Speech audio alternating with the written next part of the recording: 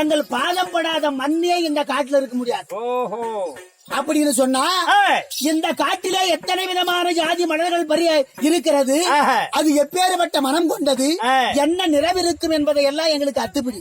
ஆனா 1000 இதழ் கொண்ட செந்தாமரை மலர்ங்கிறத நாங்க இது வரைக்கும் காட்டுல பார்த்ததில்ல. நீ பாத்துருக்கிறியா பாஞ்சாலி? சுவாமி இல்ல இதுவரை காட்டிலே பாத்துருக்கிறாயா? கிடையாது அண்ணா. ஆண்டவனே 1000 இதழ் கொண்டது தானே எங்க பூ இந்த மாதிரி மாதிரி இருக்குதானே? 1000 இதழ். ஆமா நானும் பாக்கல. அப்படி என்றால் இப்பேற்பட்ட மலரை இப்பேற்பட்ட 12 வருடம் சுத்தி இருக்கிற எங்களுக்கு எதுவுமே தெரியலையே. அது எங்க இருக்குதுன்னு சொன்னீங்கன்னா நாங்க பரிசுன்னு வந்துருவோம். தர்மா அப்படி கானகம் சென்று 1000 இதழ் கொண்டு செந்தாமரை மலர் வெறித்து எனக்கு பார்த்து பூச்சி செய்வதை ஆனால் மேற்கு வடக்கு தெற்கு. மேற்கு வடக்கு தெற்கு. மேற்கு வடக்கு தெற்கு இந்த 3 திசையிலும் சென்று உன் தம்பியை மதபீமனை அழைத்து மலர் வெறித்து வந்து எனக்கு பாத பூஜை செய்ததே உண்டானால் மனம் குளரை ஏற்றுக்கொள்வேன். இல்ல நான் கேக்குறேன், எந்த திசையில இது சொல்லுங்கன்னு கேக்குறேன். மேற்கு வடக்கு தெற்கு இந்த 3 சொல்றீங்களே, எதனா ஒரு உங்களுக்கு தெரியாத ஆபத்துக்குதுன்னு கிழக்கு வேற சொல்லலையே. கிழக்கு 12 வனத்திலும் கால் வைக்காத இடம் கிடையாது, படுக்காத பாரம் கிடையாது, பார்க்காத சுழை தண்ணீர் கிடையாதுன்னு சொல்றேன். இந்த 3 திசையில உன் தம்பியாக மதபீமனை விட்டு இந்த மலர் எங்க இருப்பது அப்படி பறித்து வந்து எனக்கு பார்த்து போச்சு செய். அவரு 100 இதழம் கொண்ட செந்தாமரைன்னு சொல்றாருன்னா அவ்வளவு சுலபமாவா சொல்லுவாரு? அவ்வளவு சுலபமா பட்டுன்னு சொல்லிட்டா டக்குன்னு போய் அறுத்துன்னு வந்துடுறான். சரி, அப்படி இருந்தாலும் நாமளும் கொஞ்சம் எதுலயும் கஷ்டம் இல்லாத வந்துருமா? சரி ரைட் ஆண்டவனி. தர்மா அப்படி இருந்து போதிலும் ஒரு திசை மட்டும் போகக்கூடாது. அதுலயும் ஒரு திசை போகவே கூடாது. எங்க? கிழக்கு திசை செல்லக்கூடாது.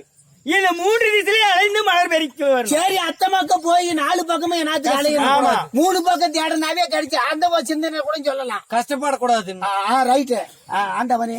அதே போல தம்பி பீமசேனா மாமா சொன்னது போல, ஆண்டவர் சித்தரித்தது போல மேற்கு வடக்கு தெற்கு இந்த 3 திசையிலும் சென்று கிழக்கு திசை போக கூடாதுன்றாரு.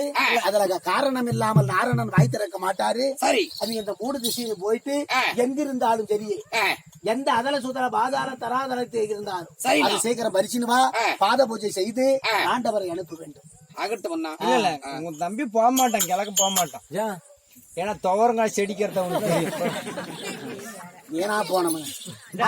சரி தர்மா அப்படியே இருந்தால் சட்ட அந்த விடத்தில் இருக்கிறேன். உடனடியாக மலர் வரி.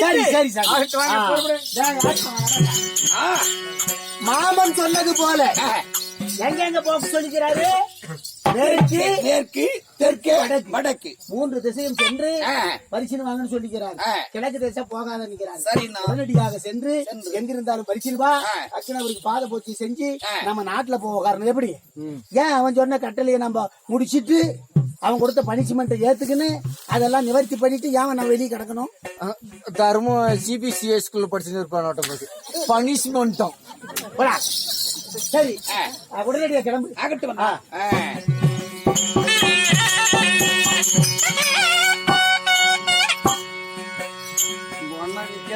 படிச்சானா உண்மை பனிஷ்மெண்ட் இங்கிலீஷ்ல பேசுறோம். அந்த காலத்துல இங்கிலீஷ். போகட்டும். அண்ணன் சொன்ன பிரகாரம் தெற்கை வடக்கை மேற்கை இது 3 திசைகளும் சென்று போவே கூடாது. நாம அவங்க சொன்னா நம்ம செய்யணுமா? அதானே சொல்லக்கூடாத இடத்துல தான் நாம் போகணும். இந்த 3 திசையும் பார்ப்போம். நாம சொல்லாத இடத்துக்கு தான் நம்மளுக்கு என்ன பயம்? ஏன்னா நம்மளுக்கு என்ன பயம்? நமக்கு என்ன பயம்? நாம தான் கேஸுக்கு குண்டாவிலே பிடிச்ச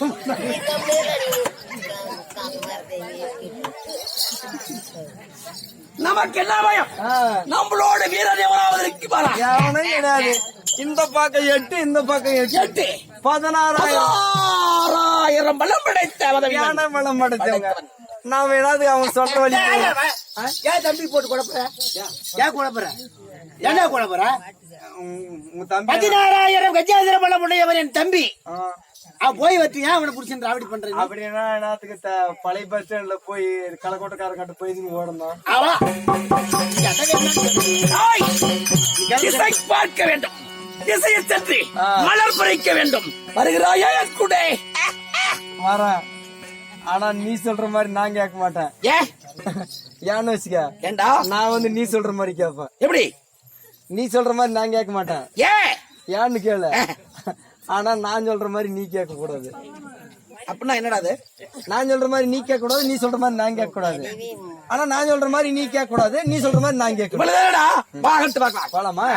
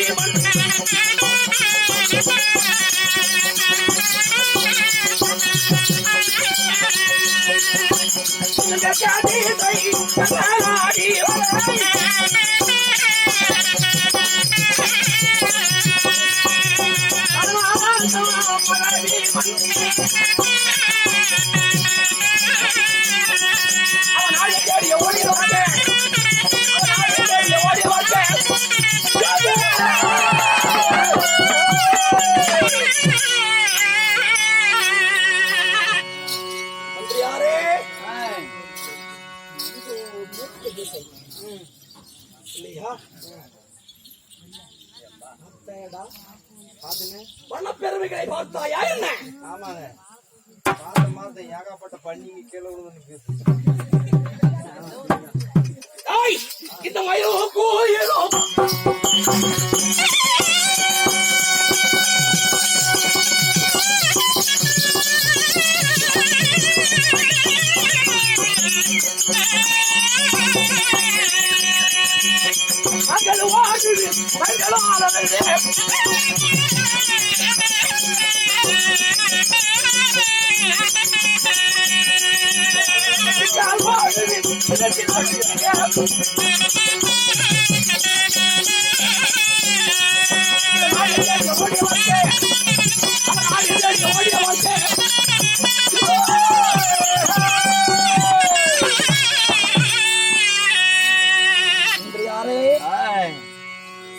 இப்படி மேற்கு திசையாக பார்த்தால் மாமனுக்கு கொடுத்த மலர் கிடைக்கவில்லை.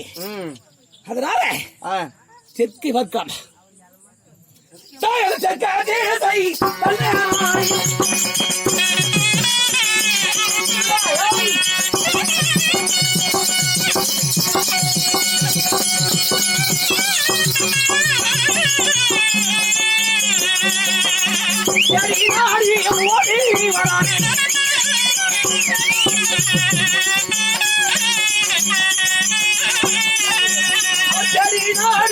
ஓடி வாரான்.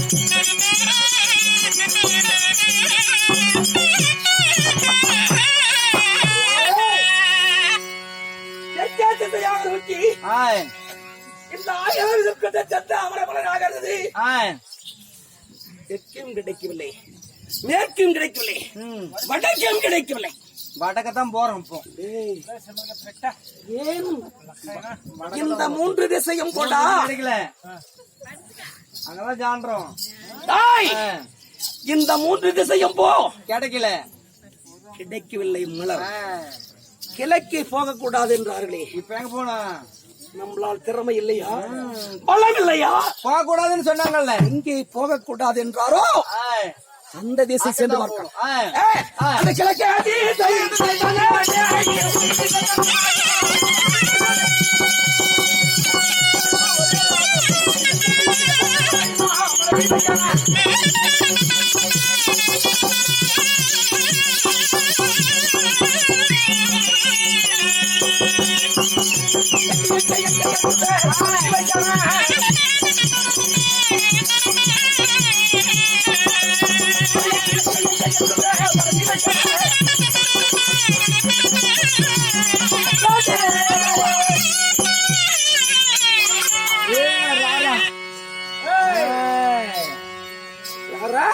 கிழக்க வந்திருக்கிறோம். மிக பெரிய கோட்டையாக இருக்குது. இந்த கோட்டைக்காகப்பட்டது. என்ன எழுதுன்னு இருக்குது?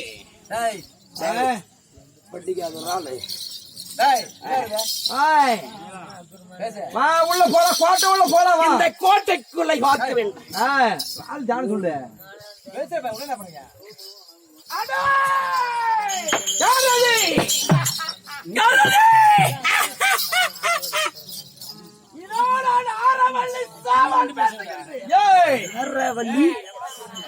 ஆரவள்ளி சேவல் பேசுகிறா.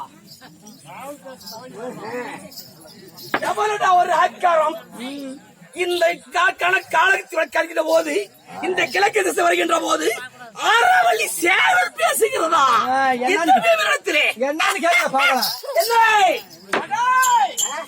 ஆரவள்ளி கோட்டை மதில் மீது இருக்கக்கூடிய சேவல் பேசுகின்றேன். அனுமதியின்றி இந்த ஆரவள்ளி கோட்டைக்குள் நுழைவது தவறு. ஆண்களே வரக்கூடாது. மீறி வந்தால் தலை துண்டாக்கிவிடும். சேவல் பேசுகிறது. இந்த கோட்டைக்குள் இருக்கக்கூடிய மதில் மீது நின்று கொண்ட சேவல் பேசுகிறது. இந்த 7000 பலம் கொண்ட மதபீமரை பார்த்து சேவல் பேசுகிறதா? அப்படி உள்ளே வருவது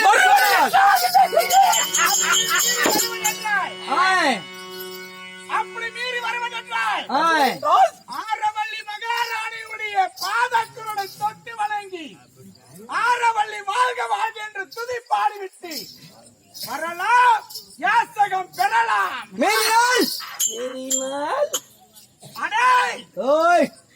உனக்கு முகத்திலே மீசை என்றால் எங்கள் ராணியாகி ஆரவள்ளிக்கு முழங்காலிலே மீசை. முழங்கால் மீசை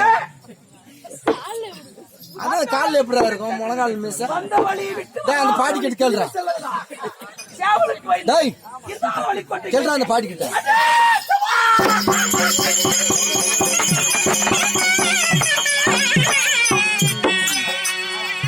பார்ப்போம் உள்ளே நுழையலாமா போகலாமா? இதை உடைப்போம், பார்க்கலாம், பார்ப்போம்.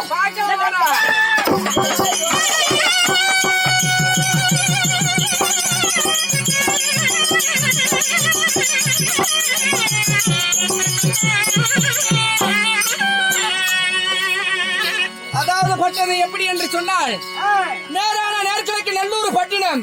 நல்லூர் பட்டணத்தில் கோட்டையாக விளங்குகிற கொடிய ஆரவள்ளி சூரவள்ளி பட்டணத்தில் உள்ளே நுழைவதற்காக பீமன் செல்ல அங்க இருக்கக்கூடிய சேவலாகப்பட்டது. உள்ளே நுழைவது என்று சொன்னால் மலரை பறிக்க வேண்டும் என்று சொன்னால் எங்கள் ஆரவள்ளி உடைய பாத குரலை தொட்டு கும்பிட்டு விட்டாதான் உள்ளே வர வேண்டும் அப்படி என்று ஆணையிட்டு இருக்கிறது. அதையும் மீறி பீமன் செல்கிறார். பீமன் உள்ளே செல்ல ஆரவள்ளியாகப்பட்டவர் அவள் தங்கையோடு சபைக்கு வருவதை காண்க.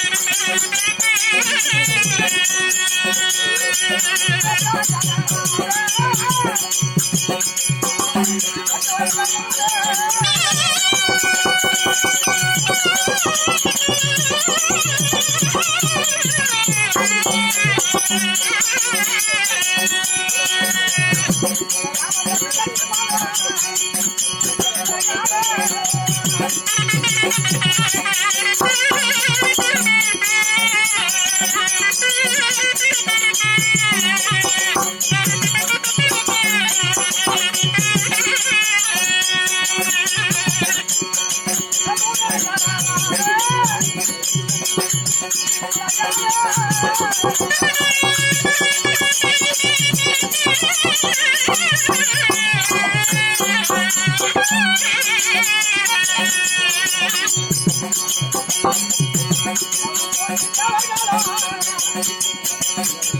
Hey!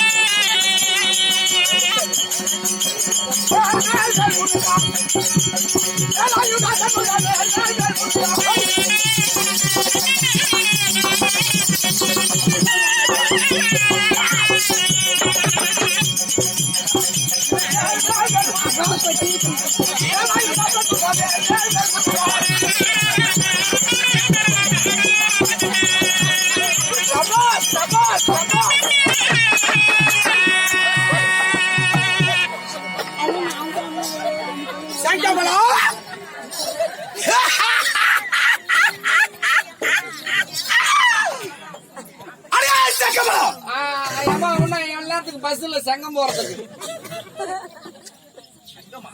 செங்கம் போலாம்ன்றா மடம் நாணம் ஞானம் வரணும் வரல பயிர் அதெல்லாம் ஆடி மாசத்துல நடுவாங்க பயம் இல்லை பயமில்லை பயமில்லை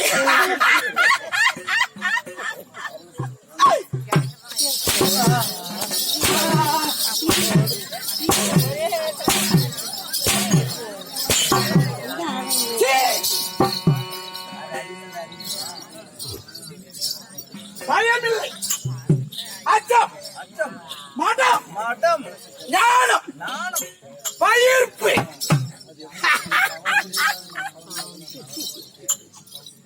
தொண்டையில கிச்சு கிச்சு வந்துட்டு